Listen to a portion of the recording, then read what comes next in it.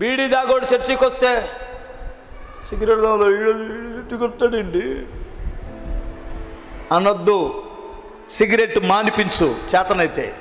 మందు తాగేవాడు చర్చికి వచ్చి కూర్చున్నాడా, నీ పక్కనే కూర్చున్నాడా, వాసన వస్తుంది కదూ, అసహ్యకరంగా చూడమాకు. నువ్వు కూడా మాజీ తాగుబోతువే ఒకప్పుడు. వాడిని మందు చేతనైతే మందు మానిపించడానికి ప్రయత్నం చెయ్యి.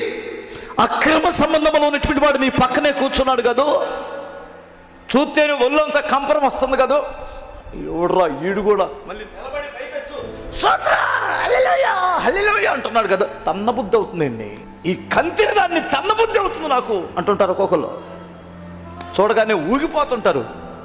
అసహించుకోవద్దు, చేతనైతే మార్చు. అందుకే దేవుడు నిన్ను సంఘములో ఉంచాడు. వారిని చూసి నువ్వు పాడవటం కాదు, నీలో ఉన్న ప్రభావం ఆ మనిషిలోనికి వెళ్ళిపోవాలి. దేవునికి స్తోత్రం.